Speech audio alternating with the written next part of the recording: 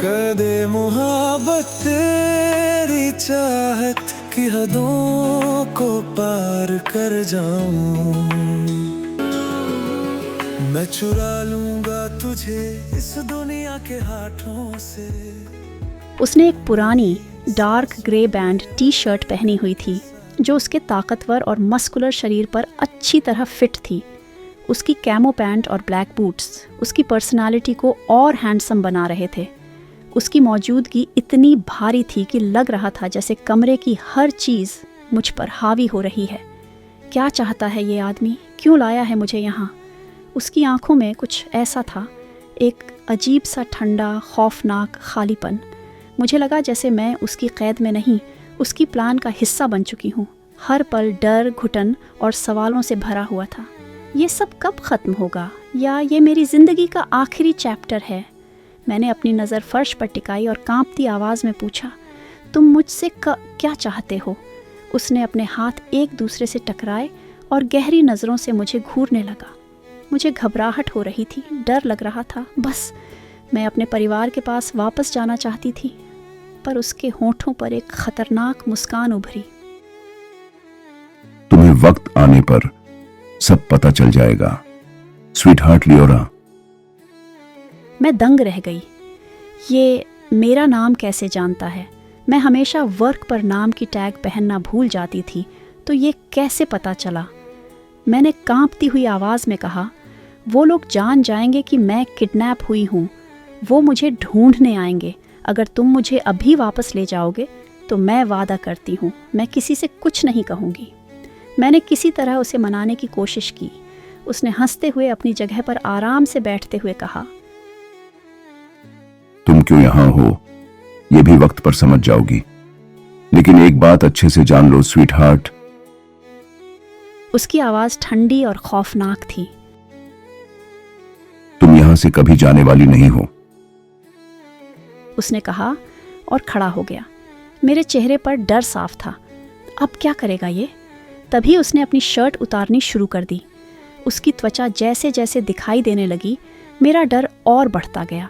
मैंने घबराते हुए पूछा, तो तुम ये क्या कर रहे हो? उसकी ठंडी खामोश निगाहें मेरी तरफ टिकी रहीं और मेरे दिल की धड़कनें तेज होती गईं। कमरे की हवा भारी हो चुकी थी। अब आगे क्या होने वाला था मैं सोच भी नहीं पा रही थी। उसने हल्की सी हंसी के साथ कहा, डरो मत लव, ये बस तुम्हें कवर करने के लिए है, और असली वजह जिससे मैं यहां हूं वो है रूल्स डिस्कस करना। उसने अपनी पहनी हुई शर्ट बार पर फेंक दी, ये सोचकर कि मैं उसे बाद में उठाकर पहन लूंगी, लेकिन मैं उसकी पहनी हुई शर्ट पहनने की सोच भी नहीं सकती थी।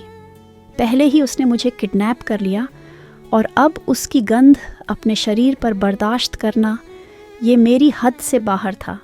वो फिर से कुर्सी पर बैठ गया, चेहरे पर अजीब सा सुकून और आंखों में एक डरावनी ठंडक। अब मुझे उसकी बात सुननी ही थी। अगर तुम भागने की कोशिश करोगी लियोरा तो तुम्हें चोट लग सकती है, और ये मैं नहीं चाहता। दूसरा, तुम्हें दिन में 3 बार खाना मिलेगा।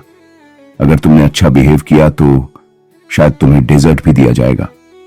तीसरा, तुम्हें सिर्फ मेरी शर्ट्स पहननी होंगी, न कोई पैंट न कोई शूज। चौथा, अगर तुमने बहुत अच्छा बिहेव किया तो तुम्हें इस घर में घूमने का मौका मिल सकता है, लेकिन यह तुम्हारे अच्छे बिहेव पर डिपेंड करेगा। पांचवा, मुझे गुस्सा मत दिलाना। मेरा गुस्सा कंट्रोल करना मुश्किल होता है और यह फिजिकल हो सकता है। छठा, तुम हफ्ते में सिर्फ 3 बार शावर ले सकती हो। और सातवां, जितना ज्यादा तुम गुस्सा करोगी उतना ही मैं तुम्हें इस कमरे में बंद रखूंगा। न कोई धूप, न खाना, न पानी, समझी? वो चुप हो गया, लेकिन उसकी आंखें मुझे जैसे चेतावनी दे रही थीं। इन रूल्स को फॉलो करो लियोरा, क्योंकि तुम यहां से कभी बाहर नहीं जाओगी। मैंने अपना सिर नकार में हिलाया और मेरी आंखें आंसुओं से भर गईं। मैंने रोते हुए गिड़गिड़ाया, प्लीज ऐसा मत करो, मेरे पास एक फैमिली है।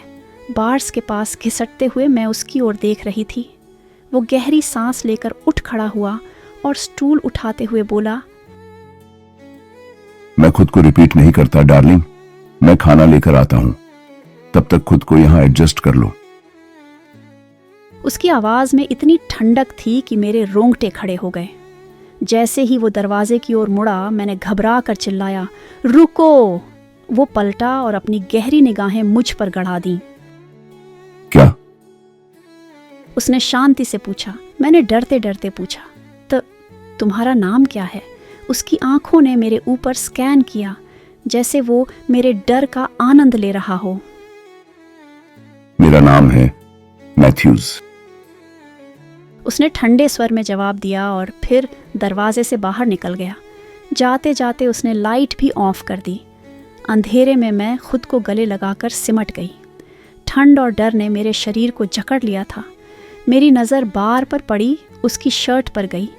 मैं उसे पहनने के बारे में सोच भी नहीं सकती थी, लेकिन इस ठंडे कमरे में मेरे पास कोई और चारा भी नहीं था। थोड़ी झिझक के साथ मैंने शर्ट उठाई और उसे पहन लिया। कपड़े से उसकी महक आ रही थी, जो मुझे और असहज कर रही थी, लेकिन इस वक्त मैं इससे ज़्यादा कुछ नहीं कर सकती थी। मैंने खुद को शांत करने की कोशिश करते हुए गहरी सांस ली। क्या ये मेरी ज़िंदगी का अंत है? क्या मैं कभी यहाँ से बाहर निकल पाऊंगी? मेरे दिल में उठते सवाल और कमरे में फैली सन्नाटे की आवाज़ दोनों मुझे अंदर तक डरा रहे थे। उसकी बातें, उसका अंदाज और वो ठंडे इरादे, ये सब मुझे हर पल मेरे डर की हदों को पार करा रहे थे।